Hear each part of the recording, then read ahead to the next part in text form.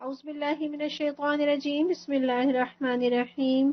نحمده ونصلی علی رسولہ الکریم اما بعد رب اشرح لی صدری ویسر لی امری واحلل عقدۃ من لسانی یفقهوا قولی رب یسر ولا تعسر وتمم بالخیر وما توفیقی الا باللہ آمین یا رب العالمین۔ الحمدللہ آج ہم سورہ انعام کی آیت نمبر 19 سے اپنے سبق کا آغاز کریں گے۔ اللہ تعالیٰ فرماتے ہیں قل کہہ دیجئے ایُّ شیء اکبر کس کی سب سے بڑھ کر ہے شہادہ گواہی، قل اللہ کہہ دیجئے کہ اللہ کی، شہید گواہ ہے، بینی میرے درمیان، و بینکم اور تمہارے درمیان، و اوحی الیہ اور میری طرف وحی کیا گیا ہے، ھذا القرآن یہ قرآن، لانذرکم بہ تاکہ میں تمہیں خبردار کر دوں اس کے ذریعے سے، ومن بلغ اور جس کو یہ پہنچے، اَإِنَّکُمْ کیا بے شک تم، لتشہدون البتہ گواہی دیتے ہو، یا یوں کہہ لیجئے کہ کیا واقعی تم سب گواہی دیتے ہو، ان مع اللہ آلہۃ اخری کہ اللہ کے ساتھ کوئی اور الہ بھی ہے، قل کہہ دیجئے لا اشہد میں تو اس کی گواہی نہیں دیتا، قل کہہ دیجئے انما بے شک ہوا وہ الہ واحد اکیلا معبود ہے، واننی اور بے شک میں بری الذمہ ہوں، بیزار ہوں، مما تشرکون اس شرک سے جو تم کرتے ہو۔ اب اسی آیت کا بامحاورہ ترجمہ دیکھ لیجئے۔ اللہ تعالیٰ فرما رہے ہیں کہ ان سے پوچھو کہ کس کی گواہی سب سے بڑھ کر ہے، کہہ دیجئے کہ میرے اور تمہارے درمیان اللہ گواہ ہے، اور یہ قرآن میری طرف بذریعہ وحی بھیجا گیا ہے تاکہ تمہیں اور جس کو یہ پہنچے سب کو متنبع کر دوں۔ کیا واقعی تم لوگ یہ شہادت دیتے ہو کہ اللہ کے سوا دوسرے خدا بھی ہیں؟ کہہ دیجئے کہ میں تو اس کی شہادت ہرگز نہیں دے سکتا، کہہ دیجئے خدا تو وہی ایک ہے اور میں اس شرک سے قطعی بیزار ہوں جس میں تم مبتلا ہو۔ گزشتہ آیات سے جو مضامین کا سلسلہ چل رہا ہے ہم جانتے ہیں اللہ تعالیٰ اس میں توحید پر دلائل دے رہے ہیں، اللہ کی صفات اور اس کی قدرتیں ان میں بتائی گئی ہیں، اور اللہ تعالیٰ نے اس مضمون کو سوالات کی شکل میں پوچھا ہے تاکہ لوگ سوچنے پر مجبور ہوں۔ یہ سوال بھی ان آیات میں گزرا کہ کیا تم نے دیکھا نہیں کہ ہم نے کتنی ہی سویلائزڈ قوموں کو ان کے گناہوں کے سبب ہلاک کر دیا؟ پھر یہ سوال بھی آپ نے پڑھا کہ آسمان اور زمین میں جو کچھ ہے ان سے پوچھو کہ وہ کس کا ہے، کس کا غلبہ ہے، اور پھر یہ سوال کہ کیا میں اس رب کو جو کھلاتا ہے، جو دیتا ہے، جو ہر چیز کا مالک ہے، اس ہستی کو چھوڑ کر کسی محتاج کو اپنا الہ مان لوں؟ یہ کیسے ممکن ہے؟ وہ ذات کے جس کے قبضے میں کل جہان ہے، جس کے اختیار میں ساری دنیا کے انسانوں اور سب کا نفع اور نقصان ہے، وہی ذات اس کے لائق ہے کہ سر اس کے آگے جھکے، زندگی اس کے راستے میں گزرے۔ تو اللہ تعالیٰ نے اتنے مدلل اور مؤثر اور زوردار انداز سے بات کو سمجھایا ہے کہ دل تسلیم کر جائیں، اور مخالفین کے بس میں نہیں کہ ان عقلی اور علمی دلائل کے خلاف کوئی دلیل لے کر آئیں، اور ضد اتنی اور تعصب میں اتنے اندھے کے ماننے کو بھی تیار نہیں۔ تو اب ان لوگوں نے ایک درمیانی راستہ نکالا کہ آپ جو کچھ کہہ رہے ہیں اور جس حیثیت سے کہہ رہے ہیں، کیا اس کی سچائی اور آپ کے منصب کی گواہی دینے والا بھی کوئی ہے؟ کیونکہ ہم تو یہ جانتے ہیں کہ تم ہماری ہی طرح کے انسان ہو، ہمارے درمیان پلے بھڑے ہو، ہم کیسے تسلیم کر لیں کہ تم اللہ کے نبی ہو، تم اس کے نمائندہ ہو، تم جو کہہ رہے ہو وہ درست ہے۔ اور مشرکین مکہ نے تو اہل کتاب سے بھی پوچھ لیا، اور وہ بھی نبی صلی اللہ علیہ وسلم کی نبوت کے انکاری ہیں، تو وہ کہتے ہیں کہ اب تم بتاؤ، کوئی گواہ پیش کرو۔ تو یہ آیت نازل ہوتی ہے اور انداز سوالیہ ہے کہ بتاؤ کس کی گواہی سب سے بڑی ہو سکتی ہے، کس کی گواہی قابل قبول ہو سکتی ہے، یہ گواہی دینے میں سب سے اہل تر کون ہے۔ اور یہ انداز کیوں اختیار کیا جا رہا ہے کہ جب جس سے سوال کیا جا رہا ہو وہ انتہائی ہٹ دھرم ہو، آپ اسے جو بات بھی پیش کریں وہ نہ مانے، جو دلیل بھی اس کے سامنے رکھیں وہ تسلیم کرنے سے انکار کر دے، تو اسی سے پوچھیں کہ کس کی گواہی پر اعتبار کرو گے، اور جس پر وہ اعتماد کا اظہار کرے اس کی گواہی کو پیش کر دیں، اور یہ بات تو وہ مانتے تھے کہ خالق اللہ ہے، مالک اللہ ہے، زندگی اور موت دینے والا اللہ ہی ہے، وہی اس کائنات کا انتظام بھی چلا رہا ہے۔ اور جب یہ سارے مرتبے مقام اللہ کی ذات کے ہیں تو وہی یہ بتا سکتا ہے کہ اس نے کائنات کے انتظام میں کسی اور کو شریک کر رکھا ہے یا نہیں۔ اور یہ بات بالکل ایسے ہی ہے جیسے کسی ادارے کے بارے میں کہا جائے کہ اتنے بڑے ادارے کے اختیارات کا مالک صرف وہ فلاں سربراہ نہیں بلکہ کچھ اور لوگ بھی اس کے ساتھ شریک ہیں، اور پھر کچھ اور لوگ اس کا انکار کریں تو فیصلہ کون کرے گا؟ سب سے بڑھ کر اور سب سے مستند گواہی کس کی ہوگی؟ یقیناً ادارے کے سربراہ کی ہوگی۔ اس سے جا کر جب پوچھا جائے گا کہ کیا آپ نے اپنے ادارے کے اختیارات میں کسی اور کو شریک کر رکھا ہے، تو جب وہ بتائے گا تو اس کی بات سب سے بڑھ کر مستند ہوگی۔ اسی لیے یہاں اللہ تعالیٰ بتا رہے ہیں کہ ان سے پوچھو کس کی گواہی سب سے بڑھ کر ہے، اور قل اللہ، کہہ دیجئے کہ اللہ کی گواہی سب سے بڑھ کر ہے۔ اور گواہی ہم جانتے ہیں کہ دو طرح کی ہوتی ہے، ایک آنکھوں دیکھا حال کسی بھی قاضی، جج یا منصف کے سامنے بیان کرنا جسے آپ انگریزی میں وٹنس کہتے ہیں، اور دوسری گواہی یقین کامل کی بنا پر شہادت دینا جسے انگلش میں ایویڈنس کہتے ہیں۔ اور ہم مسلمان جو یہ گواہی دیتے ہیں کہ اشہد ان لا الہ الا اللہ و اشہد ان محمد عبدہ و رسولہ، یہ ہم گواہی کس بنا پر دیتے ہیں؟ کیا ہم نے آنکھوں سے اللہ کو دیکھا ہے؟ کیا ہم نے اپنی آنکھوں سے نبی صلی اللہ علیہ وسلم کو دیکھا ہے؟ کیا ہم اپنی آنکھوں سے جبرائیل علیہ السلام کو نبی صلی اللہ علیہ وسلم پر قرآن نازل کرتے ہوئے دیکھا ہے؟ نہیں، ہم مسلمان اپنے یقین کامل کی بنا پر یہ گواہی دیتے ہیں کہ اللہ کے سوا کوئی معبود نہیں اور محمد صلی اللہ علیہ وسلم اللہ کے بندے اور رسول ہیں۔ یعنی یہ شہادت آنکھوں دیکھی شہادت نہیں ہے، نہ ہم اس کے عینی شاہد ہیں، نہ چشمدید گواہ ہیں، بلکہ اپنے ایمان اور اپنے یقین کامل کی بنا پر یہ گواہی دیتے ہیں۔ تو جو بات ہم کر رہے تھے کہ شہادت دو طرح کی ہوتی ہے، ایک وٹنس اور ایک ایویڈنس، تو سب سے بڑھ کر معتبر اور سچی گواہی اللہ ہی کی ہو سکتی ہے کہ اس میں گواہی کے دونوں پہلو پائے جاتے ہیں، وٹنس کے بھی اور ایویڈنس کے بھی، کیونکہ وہ ذات ہر جگہ حاضر ہے، ناظر ہے، موجود ہے، سب دیکھ رہی ہے، سب اس کی نگاہ میں ہے۔ اس اعتبار سے اللہ کی شہادت آنکھوں دیکھی شہادت ہے۔ پھر وہ کائنات کی ایک ایک چیز کا خالق بھی ہے، مالک بھی ہے، اس کا پالن ہار بھی ہے، لہٰذا اس جیسا یقین کامل بلکہ حقیقی علم بھی کسی اور کو نہیں ہو سکتا، لہٰذا اللہ سے بڑھ کر مستند گواہی کسی کی نہیں ہو سکتی۔ یعنی اللہ خود اپنی وحدانیت کا، اپنی الوہیت کا، اپنی ربوبیت کا گواہ ہے، اور نبی صلی اللہ علیہ وسلم کی رسالت کا سب سے بڑا گواہ خود اللہ ہے، اس سے بڑھ کر کوئی گواہ نہیں۔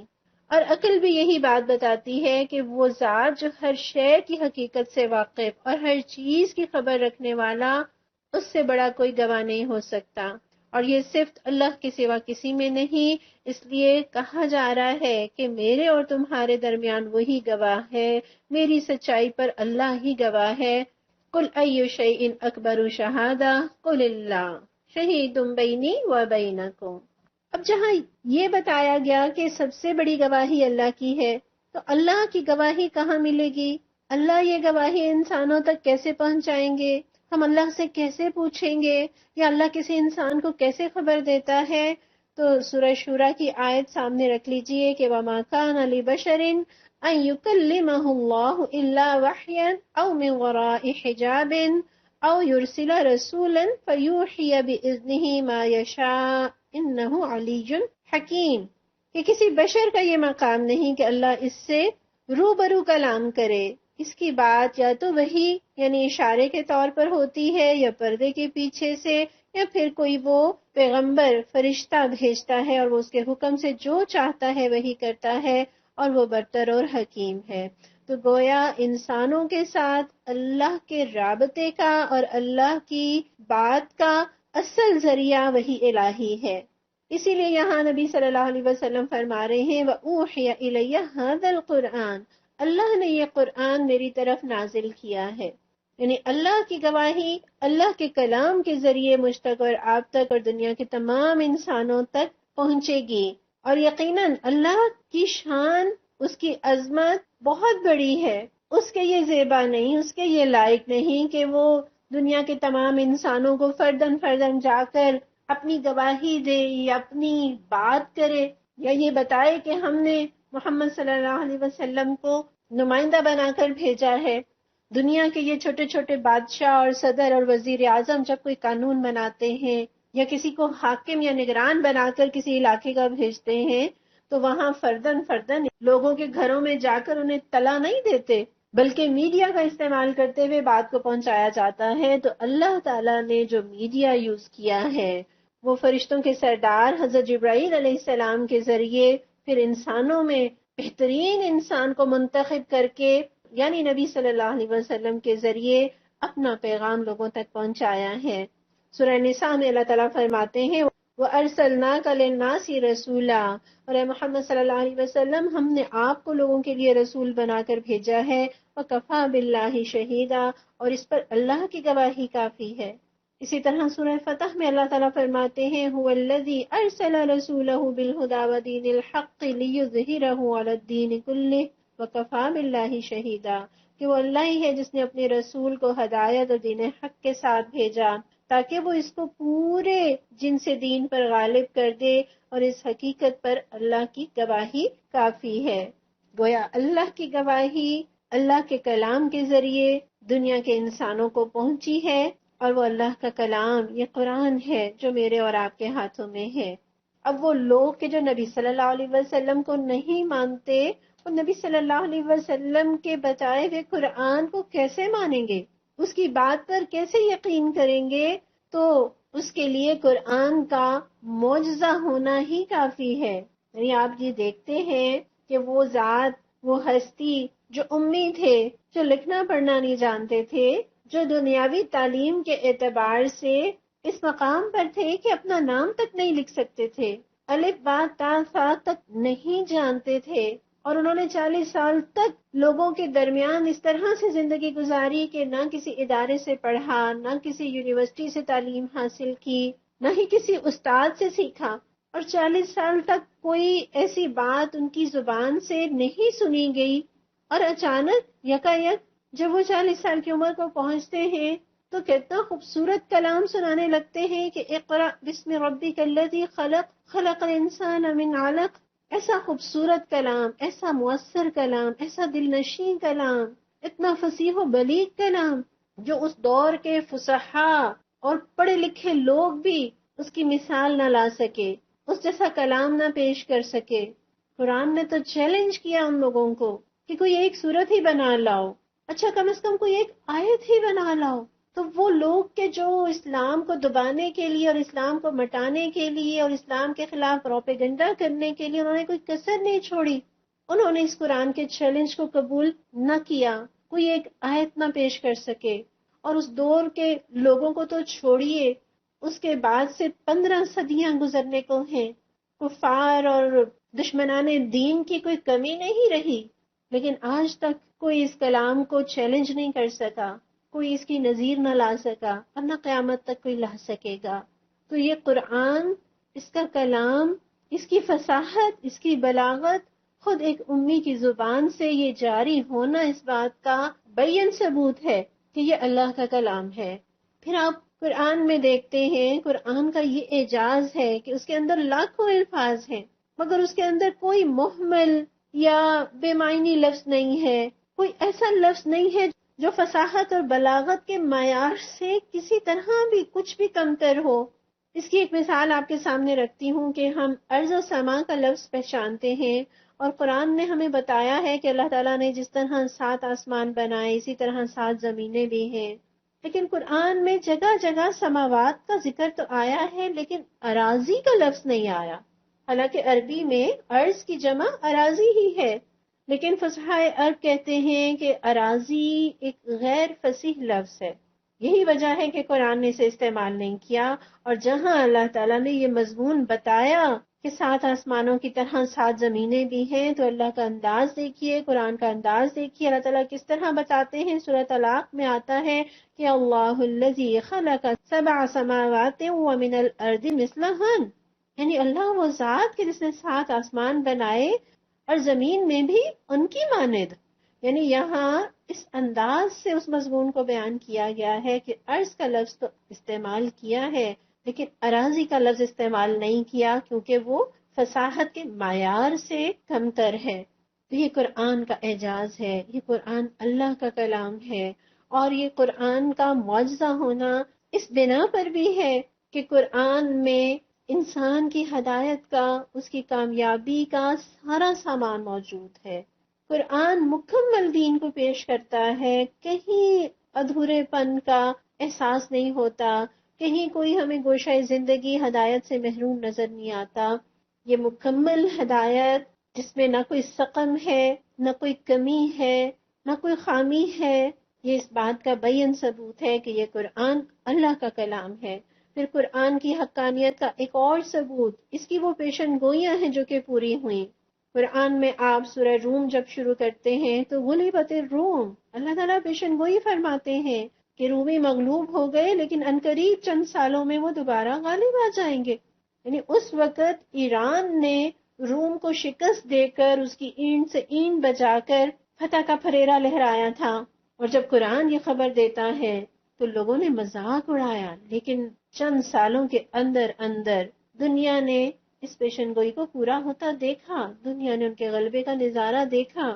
پھر قرآن یہ بتاتا ہے کہ اللہ نے فرعون کو غرق کر دیا لیکن اس کے جسم کو عبرت کا نشان بنا دیا۔ دنیا مذاق بناتی رہی کہ یہ خبر غلط ہے، لیکن اب سے تقریباً 250 سال پہلے جب اس کی لاش ملی تو لوگوں کو قرآن کے اعجاز پر یقین آ گیا۔ پھر قرآن کا نظام غالب آنا بھی تو ایک بہت بڑا معجزہ ہے۔ ہمیشہ سے دنیا کفر زور لگاتی رہی، ظلم کرتی رہی، چالیں چلتی رہی، لیکن اسلام غالب آ کر رہا، اور آج بھی صدیوں سے عالم کفر اسلام کو مٹانے کے در پہ ہے، کہیں جھوٹے نبوت کے دعوے، کہیں ظلم، کہیں پروپیگنڈا، لیکن ہر لمحہ اللہ اور اس کے رسول کا نام پوری دنیا میں جا بجا بلند ہو رہا ہے۔ دین پر جمے رہنے والے، دین پر چلنے والے، دین کے پشتے باندھ، دین پر ڈٹے ہوئے لوگ جو اسے اپنی خوش نصیبی سمجھتے ہیں، ہمیشہ سے اس کرۂ ارض پر موجود رہے، اور آج بھی سب سے بڑا مذہب کوئی ہے تو وہ اسلام ہے۔ سب سے زیادہ کسی مذہب کے ماننے والے ہیں تو وہ اسلام کے ماننے والے ہیں۔ پھر رب نے جس طرح سے قرآن کی حفاظت کا انتظام کر رکھا ہے، اتنی صدیاں گزر جانے کے باوجود کوئی اس میں تبدیلی نہ کر سکا، کوئی ایک لفظ تو کیا ایک حرف کو نہ کم کر سکا نہ بڑھا سکا۔ تو یہ پروردگار ہے، یہ قرآن اس کا کلام ہے، اور یہ اس کا اعجاز ہے کہ اس نے اس کی حفاظت کا انتظام کر رکھا ہے۔ تو یہ اس بات کی دلیل ہے کہ یہ قرآن اللہ کا کلام ہے، اور اللہ تعالیٰ نے اپنا کلام نبی صلی اللہ علیہ وسلم پر اتارا، اور اس کے ذریعے یہ گواہی دی کہ اللہ کے سوا کوئی معبود نہیں۔ اس آیت میں آپ دیکھیے اللہ تعالیٰ فرماتے ہیں وَأُوحِيَ إِلَيَّ هَذَا الْقُرْآنُ لِأُنذِرَكُم بِهِ، کہ نبی صلی اللہ علیہ وسلم آپ بتا دیجئے کہ اللہ نے یہ قرآن مجھ پر اس لیے اتارا ہے تاکہ میں تمہیں خبردار کر دوں۔ اور یہ خبردار کے لیے کون سا لفظ یہاں استعمال کیا گیا ہے؟ انذار کا۔ انذار کو تھوڑا سا سمجھ لیتے ہیں۔ عام طور پر اردو میں اس کا مطلب لکھ دیا جاتا ہے ڈر، اور ڈر تو بہت طرح کا ہوتا ہے، کبھی دشمن کا ڈر ہوتا ہے، کبھی موذی جانور کا ڈر، کبھی بیماری کا ڈر، کبھی نقصان کا ڈر، کبھی کوئی اندھیرے سے ڈرتا ہے۔ لیکن انذار کس ڈر کو کہتے ہیں؟ انذار کہتے ہیں کسی متوقع خطرے سے خبردار کرنا، وارن کرنا، کسی آنے والے خطرے کی پیشگی اطلاع دینا۔ اور اس مطلب کو دنیاوی مثال سے یوں سمجھا جا سکتا ہے کہ ایک شخص بزنس کرنا چاہتا ہے اور وہ یہ سمجھتا ہے کہ اس میں مجھے بڑا پروفٹ ہوگا، اور دوسرا شخص جو مارکیٹ سے واقف ہے وہ آ کر بتاتا ہے کہ اس کاروبار میں آنے والے وقت میں نقصان ہوگا یا نقصان کا خطرہ ہے، تو اسے انذار کہتے ہیں۔ یعنی محبت سے، خیرخواہی سے کوئی کسی کو آنے والے نقصان یا آنے والے خطرے سے قبل از وقت خبردار کر دے، تو یہ ہے انذار۔ ایسے شخص کو تو ہم اپنا محسن سمجھتے ہیں اور اس کا شکریہ ادا کرتے ہیں کہ اس نے ہمیں پیشگی بتا دیا اور ہمیں نقصان سے بچا لیا. تو یہ لفظ جب نبی صلی اللہ علیہ وسلم کے ساتھ استعمال ہوتا ہے تو اس کے معنی ہوتے ہیں کہ اللہ کا نبی ان خطرات کے بارے میں دنیا کو بتا رہے ہیں، وہ خطرات جن کی حقیقت موت کے بعد کھلتی ہے، اور چونکہ بندہ موت کے بعد اپنی اصلاح نہیں کر سکتا، اس لیے رسول اللہ صلی اللہ علیہ وسلم ان خطرات سے انسان کو زندگی میں ہی آگاہ کر دیتے ہیں کہ اگر ان کاموں میں اللہ کی نافرمانی کرو گے تو اس کا نتیجہ یہ ہوگا، اور جب آنکھ بند ہوگی تو آنکھ کھلے گی کہ یہ تو بہت بڑا نقصان ہو گیا. تو نبی صلی اللہ علیہ وسلم اس قرآن کے ذریعے خبردار کرتے ہیں وَمَن بَلَغَ، اور جس کو یہ پہنچے، یعنی تمام دنیا کے انسانوں کے لیے یہ قرآن پیغام ہے، ہدایت کا ذریعہ ہے. سورہ فرقان میں اللہ تعالیٰ فرماتے ہیں تبارک الذی نزل الفرقان علی عبدہ لیکون للعالمین نذیرا، کہ بڑی بابرکت ہے وہ ذات جس نے یہ فرقان اپنے بندے پر نازل کیا تاکہ سارے جہان والوں کے لیے نذیر ہو. تو پتہ چلا کہ یہ قرآن صرف عربوں کے لیے نہیں اترا، صرف مسلمانوں کے لیے نہیں اترا، بلکہ تمام دنیا کے انسانوں کے لیے اترا ہے. اور اس سے ہمیں یہ بھی پتہ چلتا ہے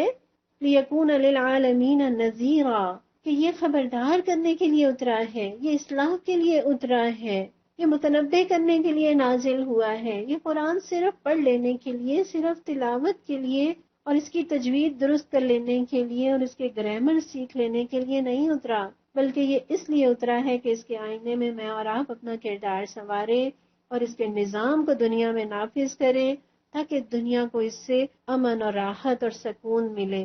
اور یہ قرآن تو اتنی بڑی نشانی ہے اللہ کی، یہ اتنا بڑا معجزہ ہے، اللہ کی الوہیت کی اتنی بڑی دلیل ہے کہ اس کا انکار تو خود اپنی ذات کے انکار کے برابر ہے. اس کا انکار تو ایسا انکار ہے جیسے کوئی دن چڑھے سورج کا انکار کرے. بہرحال قرآن سے بڑھ کر بہترین نصاب اور کوئی نہیں، اور رسول اللہ صلی اللہ علیہ وسلم سے بڑھ کر بہترین استاد اور کوئی نہیں. اور اس قرآن کے ذریعے سے زندگیاں کیسے بدلیں گی، نظام کیسے بدلے گا، اس کے لیے قرآن کے معنی اور مفہوم کو سمجھنا ہوگا. یہ بڑی بدقسمتی ہے اس امت کی کہ امت نے قرآن تو پڑھا لیکن اس کا ترجمہ اور تفسیر سمجھنا ضروری نہیں سمجھا. اور آپ دیکھ سکتے ہیں کہ قرآن کا ترجمہ تقریباً 1.5 صدی قبل ہوا، اور آج بھی امت کا حال یہ ہے کہ وہ ہر روز قرآن کی تلاوت کرتے ہیں. رمضان میں پوری دنیا میں کروڑوں کی تعداد میں لوگ ایسے ہوں گے جو تراویح میں اور تلاوت کے ذریعے قرآن کا دور کرتے ہوں،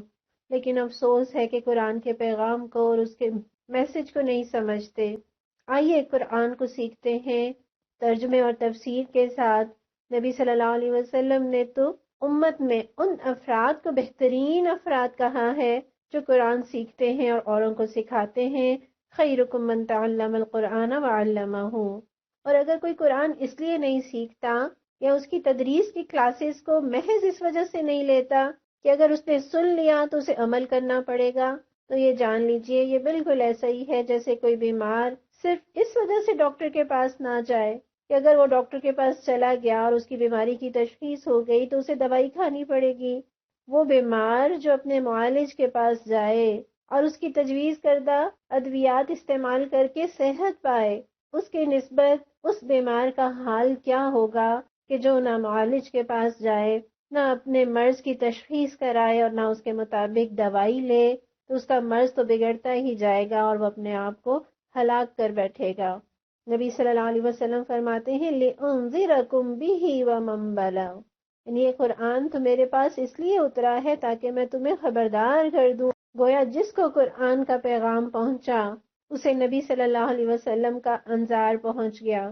معارف القرآن میں نبی صلی اللہ علیہ وسلم سے یہ حدیث درج ہے کہ آپ صلی اللہ علیہ وسلم نے فرمایا کہ جس شخص کو قرآن پہنچ گیا میں اس کا نذیر ہوں، یعنی ہر وہ شخص جس کے پاس قرآن ہے گویا نبی صلی اللہ علیہ وسلم اس کے نذیر ہیں. حضرت سعید بن جبیر رحمۃ اللہ علیہ فرماتے ہیں کہ جس شخص کو قرآن پہنچ گیا وہ ایسا ہو گیا جیسے اس نے محمد صلی اللہ علیہ وسلم کی زیارت کر لی.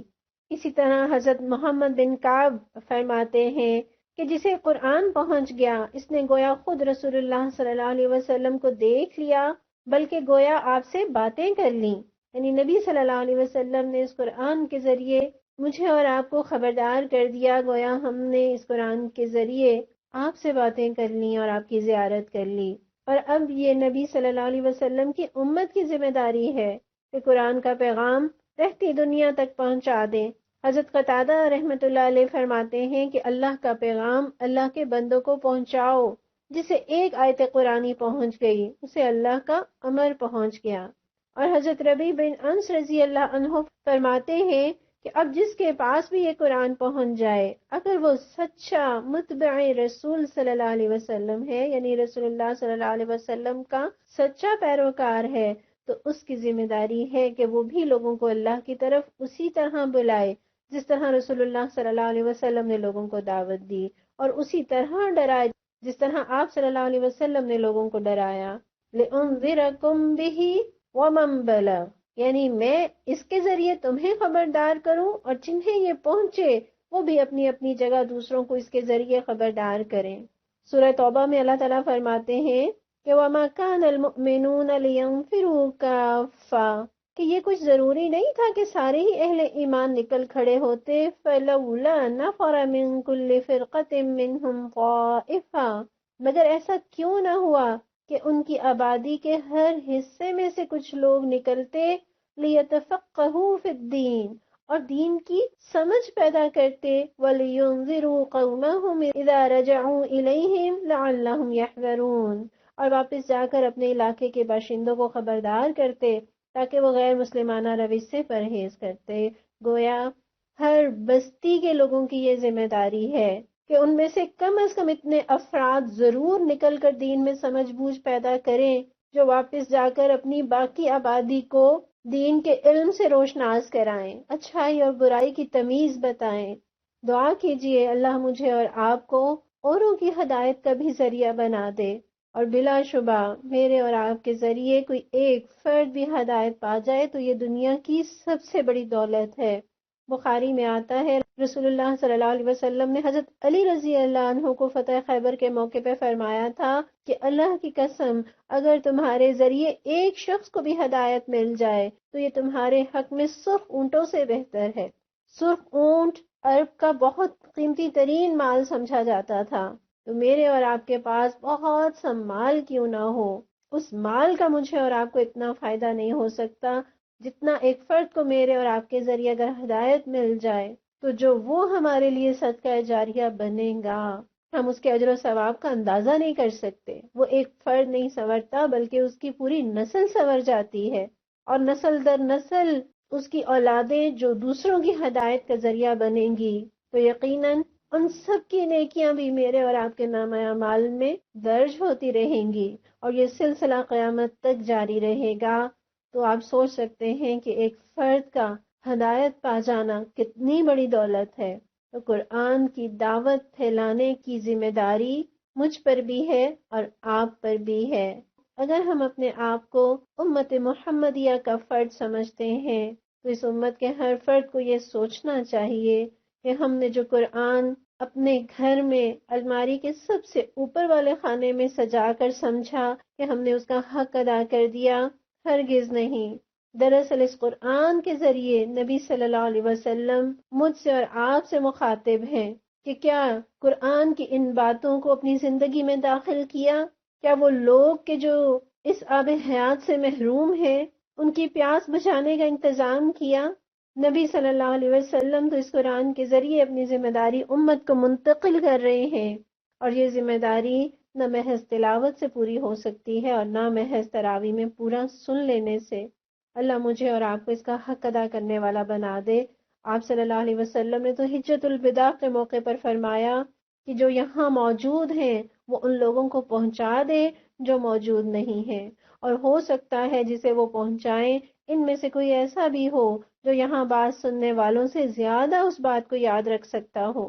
اور واقعی یہ حقیقت ہے۔ ہو سکتا ہے دین کی اس بات پر میں اور آپ اتنا اچھا عمل نہ کر سکتے ہوں جتنا جس کو ہم نے پہنچایا وہ اس دین کے پیغام پر اخلاص کے ساتھ عمل پیرا ہو، وہ ہم سے زیادہ جذبے والا ہو، وہ ہم سے زیادہ انرجیٹک ہو، وہ ہم سے زیادہ صلاحیتوں والا ہو، وہ ہم سے زیادہ ذہین ہو، اور وہ ہم سے زیادہ دین کے اس پیغام کو اوروں تک پہنچانے والا ہو۔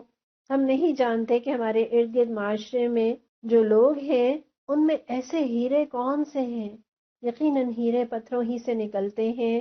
اللہ ایسے بہترین لوگوں تک دین کے پیغام کو پہنچانے کی توفیق عطا کر دے۔ آپ صلی اللہ علیہ وسلم نے تو فرمایا بلغوا عنی ولو آیا، کہ میرا پیغام لوگوں تک پہنچاؤ، خواہ ایک آیت ہی کیوں نہ ہو۔ گویا سیکھتے چلے جائیں اور سکھاتے چلے جائیں۔ اور دین کا پیغام اوروں تک پہنچانے والے کے لیے تو نبی صلی اللہ علیہ وسلم کی بشارتیں ہیں، آپ کی اس شخص کے لیے دعائیں ہیں۔ حضرت زید بن ثابت رضی اللہ عنہ فرماتے ہیں کہ میں نے رسول اللہ صلی اللہ علیہ وسلم کو فرماتے ہوئے سنا کہ اللہ اس شخص کو تر و تازہ رکھے جو مجھ سے کوئی بات سنے، پھر اسے یاد رکھ کے اسے دوسروں تک پہنچائے، کیونکہ بہت سے احکام شرعیہ کا علم رکھنے والے اس علم کو اس تک پہنچا دیتے ہیں جو اس سے زیادہ ذی علم اور عقل مند ہوتے ہیں۔ اللہ ہمیں بھی نبی صلی اللہ علیہ وسلم کی اس دعا کا مصداق بنا دے۔ ان آیات اور حدیث سے پتہ چلتا ہے کہ قرآن اور حدیث کے احکام تمام لوگوں کے لیے اور قیامت تک کے لیے ہیں، ان میں کوئی تبدیلی نہیں ہو سکتی، اور ہر زمانے کے لوگوں پر یہ لازم ہے کہ وہ اسے اگلے زمانے کے لوگوں تک پہنچائیں، اگلی نسلوں تک پہنچائیں، اور قرآن کے احکامات کو صرف رسول اللہ صلی اللہ علیہ وسلم کے زمانے تک محدود سمجھنا، اور پھر حالات کی تبدیلی کے بہانے قرآن اور حدیث کے احکام میں تبدیلی کرنا، یہ نہ صرف قرآن کے پیغام سے اور قرآن کے احکامات سے جان چھڑانے کی کوشش ہے، بلکہ یہی تحریف ہے جس کی وجہ سے یہودی اللہ کی لعنت کے مستحق ٹھہرے۔ اَإِنَّكُمْ لَتَشْهَدُونَ أَنَّ مَعَ اللَّهِ آلِهَةً أُخْرَى، یہ کیسا انداز ہے؟ نبی صلی اللہ علیہ وسلم گویا یہ فرما رہے ہیں کہ کیا تم واقعی یہ گواہی دیتے ہو کہ اللہ کے سوا بھی کوئی اور معبود ہے؟ کیا واقعی تم یہ کہتے ہو کہ اللہ کے ساتھ بادشاہی میں کوئی شریک ہے؟ اور یہ سوال کا جو انداز ہے، یہ ہم کب اس طرح کے انداز کو اختیار کرتے ہیں جب آپ جانتے ہیں کہ اگلا فرد تذبذب کا شکار ہے، یا یہ کہ آپ کو اگلے فرد سے اتنی بے وقوفی کی توقع نہیں ہوتی۔ وہی انداز ہے کہ کیا واقعی تم اس بات کی گواہی دیتے ہو؟ یعنی اتنے دلائل کے بعد بھی اگر تم اپنی یہی رٹ لگائے رکھو تو تم جو چاہو کرو، میں تو ایسی بات نہیں کہہ سکتا، میں تو تمہارے بے بس، محتاج اور بے مصرف قسم کے دیوی دیوتاؤں کی حمایت نہیں کر سکتا، میں تو شرک کرنے والوں اور مشرکوں سے بری ہوں۔ اننی بریء مما تشرکون، گویا شرک جو بھی کرے نبی صلی اللہ علیہ وسلم کے دامن سے کٹ جاتا ہے۔ اور آپ قرآن کے انداز کو دیکھیے، قرآن صرف توحید بیان نہیں کرتا، بلکہ وہ توحید کے مقابلے میں باطل طاقتوں کی، طاغوتوں کی نفی بھی کرتا ہے، شرک کی نفی بھی کرتا ہے۔ اور عربی کا یہ محاورہ ہے کہ چیزیں اپنی ضد سے پہچانی جاتی ہیں۔ اندھیرا نہ ہو تو اجالے کی کسی کو قدر نہ ہو، پیاس نہ ہو تو پانی کی اہمیت کا کسی کو احساس نہ ہو۔ بالکل اسی طرح شرک کی گندگی اور نجاستیں بتا کر اللہ تعالیٰ توحید کے فوائد اور توحید کی سچائی اور اس کی رحمتیں اور برکتیں بتاتے ہیں۔ اِنَّكُمْ لَتَشْهَدُونَ، کیا تم ایسی گواہی دیتے ہو؟ یہ گواہی محض اندازے اور بحث قیاس کی بنیاد پر تو نہیں دی جا سکتی، گواہی تو یا تو یقین کامل کے حساب سے دی جاتی ہے یا واقعی علم کی بنا پر۔ سو اے مشرکین مکہ، بتاؤ تم اپنے ان معبودوں کے بارے میں ایسی گواہی کیسے دے سکتے ہو؟ اور اگر تم علم کے بغیر محض اپنے اندازے اور محض اپنے خیال سے ایسی گواہی دے بھی دو تو میں تو کم از کم ایسی بے سروپا گواہی دینے کو تیار نہیں۔ میں تو اللہ کی وحدانیت کا اعلان کرتا ہوں اور تمہارے جھوٹے معبودوں سے برات کا اظہار کرتا ہوں۔ اننی بریء مما تشرکون، اللہ ایک موجود، ایک زندہ و جاوید ہستی ہے، یہ کوئی خیالی اور تصوراتی ہستی نہیں ہے۔ سورہ انبیاء میں اللہ تعالیٰ فرماتے ہیں کہ ہم نے تم سے پہلے جو رسول بھی بھیجا اس کو یہی وحی کی کہ میرے سوا کوئی خدا نہیں، بس تم لوگ میری ہی بندگی کرو۔ اللہ واحد ہے، وہ تنہا معبود ہے، اور شرک کی بڑی قسمیں ہیں۔ یہ عقیدہ رکھنا کہ اللہ تعالیٰ نے کائنات میں کچھ اختیارات اپنے بعض مقربین کو دے رکھے ہیں، جیسے کہ مشرکین کا اپنے دیوی دیوتاؤں کے بارے میں عقیدہ تھا کہ وہ ہماری حاجت روائی کر سکتے ہیں یا وہ ہماری مشکل کشائی کر سکتے ہیں۔ پھر یہ بھی شرک ہے کہ ایسا عقیدہ رکھا جائے کہ بھلا اللہ ہم گناہ گاروں کی دعا اور فریاد کب سنتا ہے، لہٰذا یہ ضروری ہے کہ ہم اپنی فریاد کسی بزرگ کو سنائیں اور وہ ہماری فریاد اللہ تک پہنچا دے، یا یہ کہ اللہ کے ساتھ کوئی دوسری ہستی بھی اس کی شریک اور معاون ہے۔ پھر یہ عقیدہ رکھنا کہ ہمارے فلاں بزرگ قیامت کے دن ہماری سفارش کر کے ہمیں اللہ کی گرفت سے چھڑا لیں گے، ہمیں اللہ کے عذاب سے بچا لیں گے، ایسی باتیں بھی اللہ پر بہتان ہیں۔ ان میں کھلم کھلا شرک کرنا تو یقیناً کھلا شرک ہے، لیکن اللہ پر ایمان رکھتے ہوئے شرک خفی کرنا جیسا کہ ریا بھی شرک ہے، اسے آپ سلو پوائزننگ کہہ لیجئے۔ اور زہر تو زہر ہے، جس نے زیادہ کھا لیا وہ بھی مرے گا، اور جو تھوڑا تھوڑا لیتا رہا وہ تو سسک سسک کر مرے گا۔ اللہم لا تجعلنا منہم۔ آیت نمبر 20 دیکھیے، اللہ تعالیٰ فرماتے ہیں الذین آتیناہم الکتاب یعرفونہ کما یعرفون ابناءہم، وہ لوگ کہ جنہیں ہم نے کتاب عطا کی ہے وہ انہیں ایسے پہچانتے ہیں جیسے اپنی اولاد کو، جیسے اپنے بیٹوں کو پہچانتے ہیں۔ الذین خسروا انفسہم، وہ لوگ کہ جنہوں نے اپنے آپ کو خسارے میں ڈال لیا۔ فہم لا یؤمنون، بس وہ ایمان نہیں لائیں گے۔ پچھلی آیت میں ہم نے یہ بات پڑھی تھی کہ مشرکین مکہ نے نبی صلی اللہ علیہ وسلم کی دعوت کو نہ مانا، اور ان کی دعوت کا تذکرہ، ان کی نبوت کا تذکرہ انہوں نے اہل کتاب سے کیا اور ان سے ان کی بابت پوچھا، تو وہ اہل کتاب، وہ یہودی جو اپنی کتابوں میں نبی صلی اللہ علیہ وسلم کی نشانیاں اور علامتیں پاتے تھے، اور وہ نبی صلی اللہ علیہ وسلم کو ان علامتوں کی بنا پر ایسے پہچانتے تھے جیسے کوئی اپنی اولاد کو پہچانتا ہے، لیکن اتنا پہچاننے کے باوجود انہوں نے نبی صلی اللہ علیہ وسلم کی نبوت کا انکار کر دیا۔ اور اس انکار کی وجہ یہ نہیں تھی کہ انہوں نے نبی صلی اللہ علیہ وسلم کو پہچانا نہیں، یا نبی صلی اللہ علیہ وسلم میں انہوں نے وہ نشانیاں نہیں دیکھی جو ان کی کتاب میں درج تھی، بلکہ اس کی وجہ یہ ہے کہ وہ اپنی قومی عصبیت کی بنا پر اپنی سرداریوں اور گدیوں کے خاتمے کا خوف اور حسد اور بغض اور ضد اور ہٹ دھرمی اور طمع اور لالچ، یہ وہ وجوہات ہیں جن کی وجہ سے وہ نبی صلی اللہ علیہ وسلم سے انجان بن رہے تھے۔ الذین خسروا انفسہم، قرآن کہتا ہے کہ یہی ضد، یہی ہٹ دھرمی اور یہی لالچ انہیں تباہ و برباد کر دے گی۔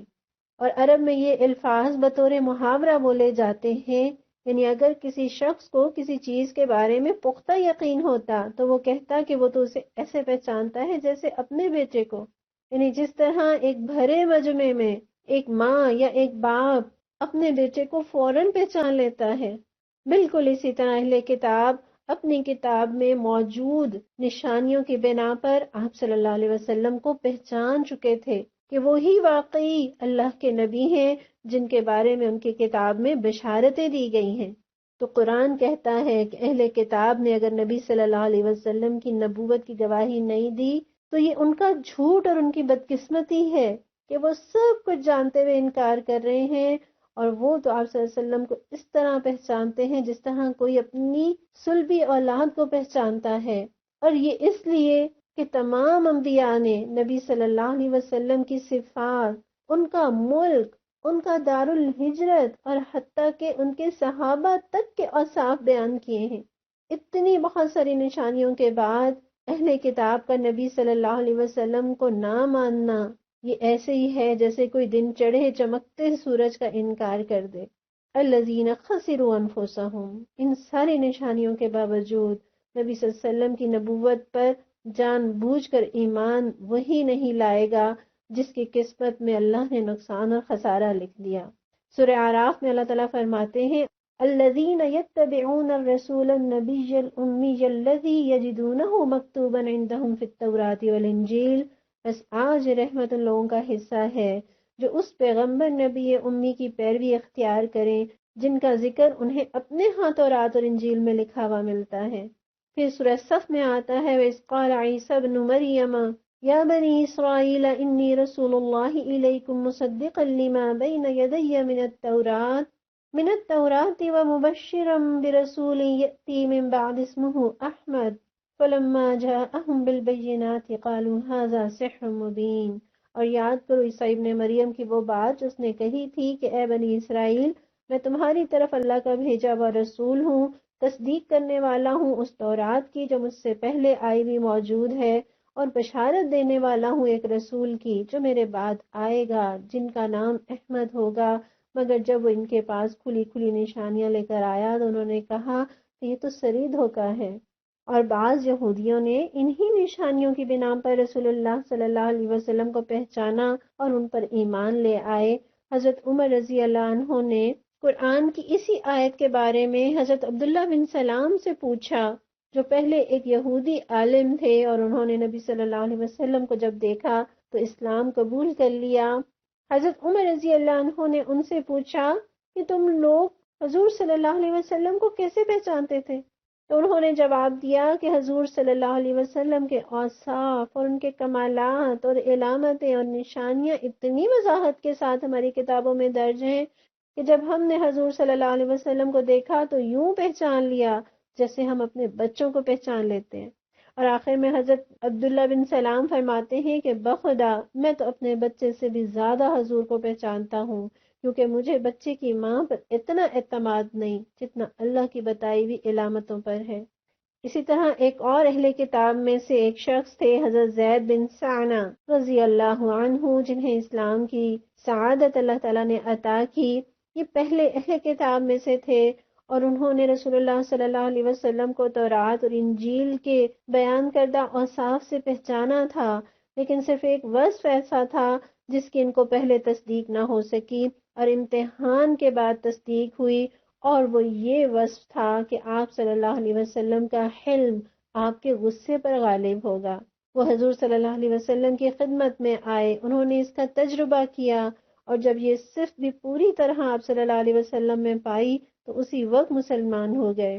اور یہ واقعہ کچھ اس طرح سے ہے کہ ایک بدوی نبی صلی اللہ علیہ وسلم کی خدمت میں آیا اور اس نے اپنی قوم کا تذکرہ کیا کہ وہ آپ پر ایمان لے آئی ہے، اور پھر ان کی غربت کا تذکرہ کیا اور آپ صلی اللہ علیہ وسلم سے ان کی مدد کا تقاضا کیا۔ تو ان دنوں نبی صلی اللہ علیہ وسلم کے پاس بھی مال نہیں تھا کہ آپ ان کی مدد کرتے، تو حضرت زید جو کہ ابھی مسلمان نہیں ہوئے تھے اور ایک مالدار شخص تھے، انہوں نے کہا کہ میں آپ کو قرضہ دیتا ہوں۔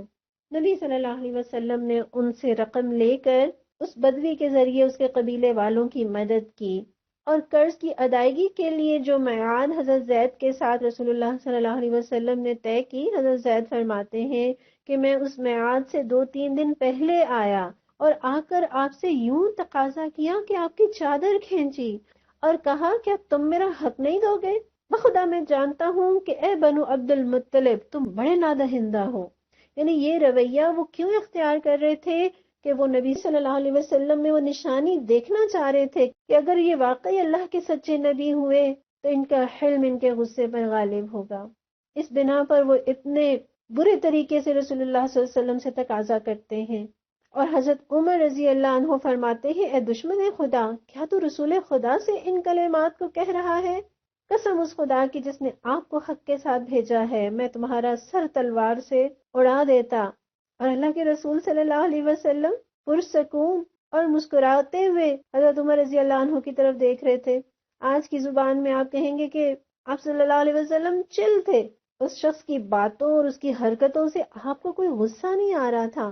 اور پھر آپ صلی اللہ علیہ وسلم نے حضرت عمر سے فرمایا اے عمر تمہیں ایسا نہیں کرنا چاہیے تھا، بلکہ تمہیں تو یہ زیبا تھا کہ نرمی سے تقاضا کرنے کا کہتے اور مجھے اچھی طرح ادا کرنے کا مشورہ دیتے۔ اے عمر جاؤ اور اس کا حق ادا کر دو اور اپنے دھمکانے کے عوض 20 سال زیادہ دے دو۔ حضرت زید کہتے ہیں کہ حضرت عمر رضی اللہ عنہ مجھے لے گئے اور مجھے میرا حق اضافے کے ساتھ دیا، اور آپ صلی اللہ علیہ وسلم کا حلم دیکھ کر حضرت زید نے اسلام قبول کر لیا۔ پھر آپ یہاں دیکھیے کہ اس موقع پر اللہ نے یہ تو فرمایا کہ وہ آپ صلی اللہ علیہ وسلم کو ایسے پہچانتے ہیں جیسے وہ اپنے بچوں کو پہچانتے ہیں۔ یہاں اللہ تعالیٰ نے یہ نہیں فرمایا کہ جیسے بچے اپنے ماں باپ کو پہچانتے ہیں۔ اس کی وجہ کیا ہے؟ وجہ یہ کہ ماں باپ کی پہچان اپنے بچوں کے لیے سب سے زیادہ تفصیلی اور یقینی ہوتی ہے۔ بچوں کے بدن کا ہر حصہ ماں باپ کے سامنے آتا رہتا ہے. جب سے وہ پیدا ہوئے کتنی بار مائیں انہیں نہلاتی ہیں، دھلاتی ہیں، ان کے لباس تبدیل کرتی ہیں،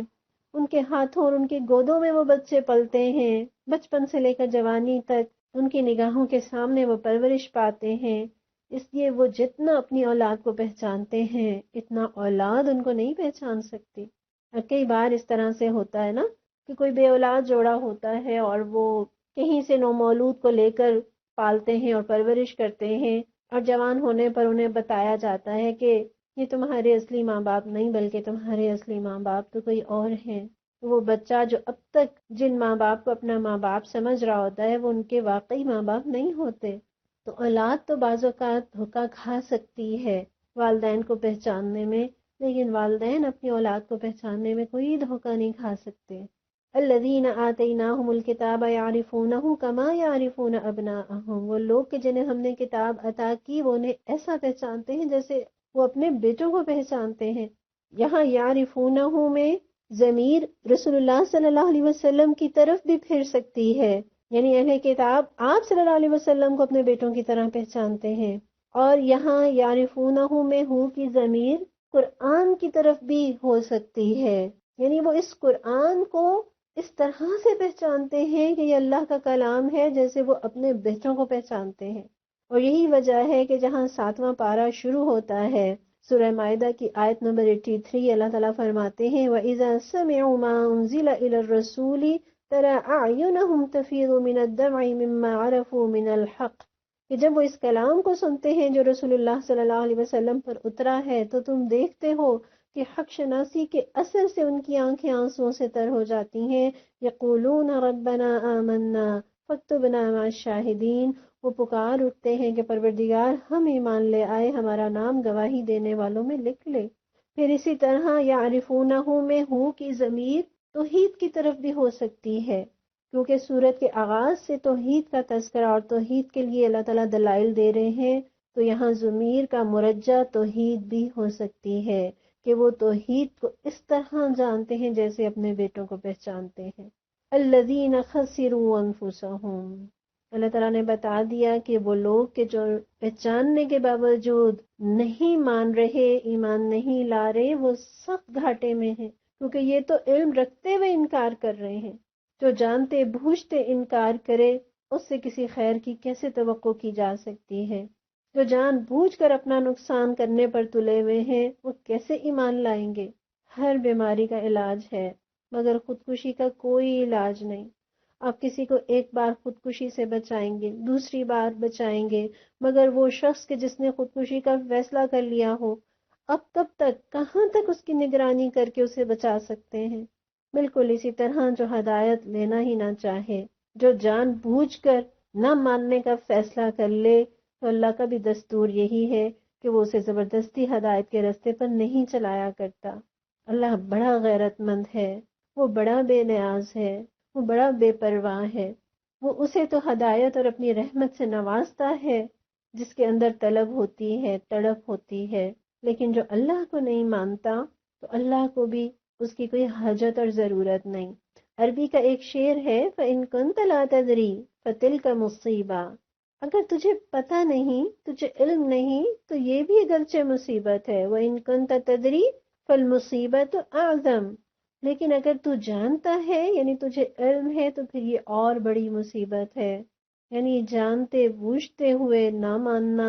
جاننے بوجھنے کے باوجود انکار کی روش پر چلنا، یہ زیادہ بڑی مصیبت ہے. واللہ ہم بھی توحید کو ایسے پہچانتے ہیں جسے اپنی اولادوں کو پہچانتے ہیں، قرآن کو اللہ کا کلام مانتے ہیں، رسول اللہ صلی اللہ علیہ وسلم کو اللہ کا نبی مانتے ہیں. پروردگار ہمیں توفیق دے کہ ہم تیری بندگی کا حق ادا کر سکیں، ہم قرآن کا حق ادا کرنے والے بن جائیں، ہم رسول اللہ صلی اللہ علیہ وسلم کا اتباع کرنے والے، آپ کے مشن کو پھیلانے والے بن جائیں. اللہ ہمیں خسارے سے بچا لے، اور خسارے سے بچنے کا نسخہ تو اللہ تعالیٰ نے سورہ عصر میں بتا دیا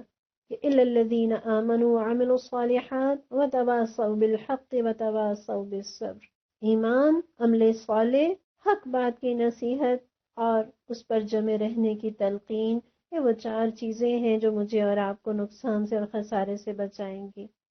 اب آیت نمبر 21 دیکھتے ہیں۔ وَمَنْ أَظْلَمُ، اور کون بڑا ظالم ہے، ممن، اس سے جو افترا، باندھے یا گھڑے، علی اللہ، اللہ پر، کذباً، جھوٹ، او کذب بآیاتہ،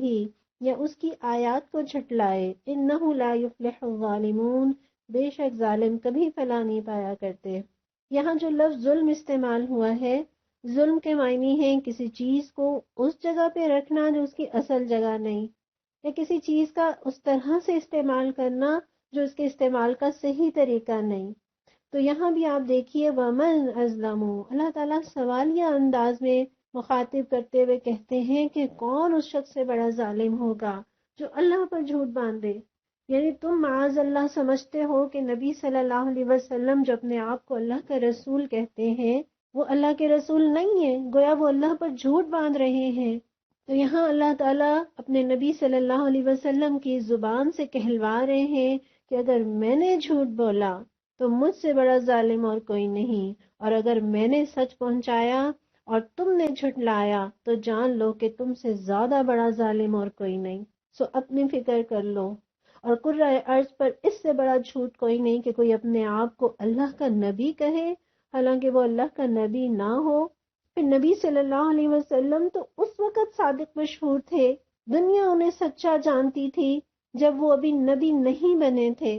اور نبی بنائے جانے کے بعد وہ جھوٹ بولے، وہ اللہ سے جھوٹی بات منسوب کریں، یہ کیسے ممکن ہے؟ پھر وہ شخص، وہ ہستی جو اتنی پاکیزہ ہے، جو اتنی سچی ہے، جو عام معاملات میں بھی جھوٹ نہیں بولتی، وہ کیسے ممکن ہے کہ وہ خدا کے بارے میں جھوٹ بولے؟ اور پچھلی آیت میں آپ نے خسارے کا تذکرہ پڑھا، کیسے لوگوں نے اپنے آپ کو خسارے میں ڈال لیا ہے۔ تو یہاں اللہ تعالیٰ نے خسارے کی وجہ بتا دی، اور خسارے کا سب سے پہلا سبب کیا ہے؟ اللہ پر جھوٹ باندھنا۔ جو بات اللہ نے نہیں فرمائی یہ کہنا کہ یہ اللہ نے فرمائی ہے، اور وہ بات جو اللہ نے فرمائی ہو یہ کہنا کہ یہ اللہ نے نہیں فرمائی، اور دوسرے لفظوں میں اسے یوں بھی کہہ لیجئے کہ اللہ کے حلال اور حرام کو بدلنا، اس کے احکامات کو بدلنا، یا اللہ کے احکامات کو اللہ کی جانب سے نہ ماننا کہ یہ بھلا کہاں حرام ہے، یہ قرآن میں کہاں لکھا ہے۔ پھر اسی طرح کسی خود ساختہ چیز کو گناہ تصور کر لینا، یا کسی عمل کو از خود نیکی قرار دے دینا جبکہ قرآن اور سنت نے اسے نیکی قرار نہ دیا ہو، اس پر اجر و ثواب نہ بتایا ہو، اور اسے بہت بڑا دین کا تقاضا سمجھ لینا۔ تو بدعتوں والے یہ سارے عمل اللہ پر جھوٹ باندھنے کے مترادف ہیں۔ اور کفار مکہ کے تو دین کی ساری بنیادی جھوٹ پر تھی، بتوں کو اللہ کا شریک قرار دینا، اللہ کی صفات کا متصف کسی اور کو سمجھنا، پھر ان خود ساختہ خداؤں کی ایسی بندگی کرنا جیسے رب کی جانی چاہیے، پھر کہیں فرشتوں کو اللہ کی بیٹیاں قرار دینا، یا بحیرہ اور صاحبہ وغیرہ کو اپنے اوپر حرام کر لینا، زندگی کے مختلف کاموں کے لیے الگ الگ دیوی دیوتا تصور کرنا، اور وہ چیزیں جن پر کھلے کھلے دلائل موجود ہیں ان کا انکار کرنا، یہ سب جھوٹ پر مبنی ہی تو تھا۔ کہ یہ بھی اللہ پر بہتان ہے کہ کوئی یہ کہے کہ اللہ نے فلاں فلاں ہستیوں کو اپنا مقرب خاص قرار دیا ہے۔ پھر اسی طرح یہود و نصارہ کے دین میں بھی بہت سارے جھوٹ شامل ہو گئے تھے، مثلاً وہ تورات اور انجیل کو ناقابل تنسیخ قرار دیتے، اپنے آپ کو اللہ کا چہیتا کہلاتے، اسی طرح اللہ کے بارے میں بہت سی جہالت کی باتیں کرتے۔ تو اللہ پر جھوٹ باندھنا بہت بڑا ظلم ہے، اور جھوٹ تو ایسی چیز ہے کہ جسے کافر بھی برا سمجھتا ہے۔ دنیا کا کوئی مذہب یا کوئی قوم ایسی نہیں ہے جو جھوٹ سے نفرت نہ کرتی ہو، لیکن اس کائنات کی سب سے بڑی ہستی کے بارے میں جھوٹ بولنا اور اس سے جھوٹ کو منسوب کرنا، اس کو کوئی معمولی سمجھے یا اس کو برا نہ جانے تو اس شخص کے بارے میں کیا کہہ سکتے ہیں۔ پھر یہاں اللہ تعالیٰ نے خسارے کا دوسرا سبب اللہ کی آیات کو جھٹلانا قرار دیا، اور اللہ کی آیات میں اللہ کے احکامات بھی شامل ہیں، اللہ کی نشانیاں جو فطرت میں شامل ہیں اور جو کائنات میں پھیلی ہوئی ہیں ان کو جھٹلانا، یہ بہت بڑا ظلم ہے۔ ان کاموں کو کرنا جن کو اللہ نے منع کیا ہے، ان کاموں کو نہ کرنا جس کو کرنے کا رب نے حکم دیا ہے، یہ اللہ کی آیات کو جھٹلانا ہے۔ جس طرح اللہ پر جھوٹ کرنے والا یعنی نبوت کا جھوٹا دعویٰ کرنے والا سب سے بڑا ظالم ہے۔ اسی طرح وہ شخص بھی بہت بڑا ظالم ہے جو اللہ کی آیات کو، اس کے احکامات کو جھٹلائے اور اللہ کے سچے نبی صلی اللہ علیہ وسلم کی تکذیب کرے یا ان کی باتوں کو جھٹلائے۔ وَمَنْ أَظْلَمُ مِمَّنِ افْتَرَىٰ عَلَى اللَّهِ كَذِبًا، یہاں جھوٹے دعوی نبوت کرنے والے کو اللہ تعالیٰ سب سے بڑا ظالم قرار دے رہے ہیں، اور اس کے باوجود ہر دور میں بہت سے لوگوں نے نبوت کا جھوٹا دعویٰ کیا ہے، اور یوں نبی صلی اللہ علیہ وسلم کی یہ پیشن گوئی بھی پوری ہو گئی کہ 30 جھوٹے دجال ہوں گے اور ہر ایک کا دعویٰ ہوگا کہ وہ اللہ کا نبی ہے۔ مسلم کی روایت میں آتا ہے رسول اللہ صلی اللہ علیہ وسلم نے فرمایا قیامت قائم نہیں ہوگی یہاں تک کہ دجالوں اور کذابوں کو بھیجا جائے گا جو 30 کے قریب ہوں گے، اور ان میں سے ہر ایک دعویٰ کرتا ہوگا کہ وہ اللہ کا رسول ہے۔ آپ جانتے ہیں پچھلی صدی میں قادیان کے ایک شخص نے نبوت کا جھوٹا دعویٰ کیا، اور آج اس کے پیروکار اسے اس لیے سچا نبی مانتے ہیں کہ اسے ایک قلیل تعداد نبی مانتی ہے، حالانکہ کچھ لوگوں کا کسی جھوٹے کو سچا مان لینا اس کی سچائی کی دلیل نہیں بن سکتا۔ وَمَنْ أَظْلَمُ مِمَّنِ افْتَرَىٰ عَلَى اللَّهِ كَذِبًا أَوْ كَذَّبَ بِآيَاتِهِ، جو اللہ پر جھوٹ باندھے یا جو اللہ کے احکامات کو جھٹلائے دونوں ہی ظالم ہیں، اور نہ جھوٹ گھڑنے والا کامیاب ہوگا اور نہ ہی اللہ کے احکامات کو جھٹلانے والا کامیاب ہو سکتا ہے۔ سو ہر ایک اپنے انجام پر غور کر لے۔ اچھا، اس طرح کا مضمون آپ قرآن میں ایک اور جگہ اس انداز سے پڑھیں گے کہ اس سے بڑا ظالم کون ہے جو اللہ کی مسجدوں میں آنے سے روکے، تو آپ کہہ سکتے ہیں کہ یوں تو کنٹراڈکشن ہو گئی کہ یہاں بڑا ظالم اس کو کہا گیا جو اللہ پر جھوٹ باندھے، اور اس آیت میں سب سے بڑا ظالم اس کو قرار دیا جو اللہ کی مسجدوں میں کسی کو آنے سے روکے۔ تو حقیقت یہ ہے زندگی کے مختلف شعبوں میں مختلف رویے ایسے ہیں جس میں سے کوئی رویہ سب سے بڑھ کر برا اور سب سے بڑا ظلم قرار پاتا ہے۔ جھوٹ کے اعتبار سے دیکھیے کہ جھوٹ بولنا گناہ ہے، پھر اسی طرح کسی پاک دامن پر جھوٹی تہمت لگانا اس سے کئی گنا بڑا گناہ ہے۔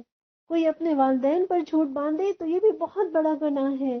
اور پھر کوئی رب پر جھوٹ باندھے تو یہ جھوٹ کے قبیل میں سے سب سے بڑا مجرم۔ اور پھر اسی طرح کوئی شخص کسی پبلک پراپرٹی میں، کسی پارک میں، کسی ہاسپٹل میں کسی ضرورت مند کو آنے سے روکے تو یہ بہت بڑی زیادتی ہوگی، لیکن کسی کو اللہ کی یاد کے لیے اللہ کے گھر سے روکنا یہ سب سے بڑا ظلم ہوگا۔ پھر اسی طرح رسول اللہ صلی اللہ علیہ وسلم کے حوالے سے جھوٹی بات منسوخ کرنا کہ یہ بات آپ صلی اللہ علیہ وسلم نے فرمائی ہے، حالانکہ آپ نے وہ بات نہ فرمائی ہو، تو یہ بھی اسی زمرے میں آتا ہے، کیونکہ نبی صلی اللہ علیہ وسلم اپنی مرضی سے تو کوئی بات نہیں فرمایا کرتے تھے، اب جو کچھ بھی فرماتے وہ اللہ کی طرف سے فرمایا کرتے، لہٰذا نبی صلی اللہ علیہ وسلم پر جھوٹ باندھنا گویا اللہ پر جھوٹ باندھنا ہے۔ اور آپ صلی اللہ علیہ وسلم نے فرمایا کہ جو شخص مجھ پر جان بوجھ کر جھوٹ بولے وہ دوزخ میں اپنا ٹھکانہ تلاش کر لے۔ اِنَّهُ لَا يُفْلِحُ الظَّالِمُونَ،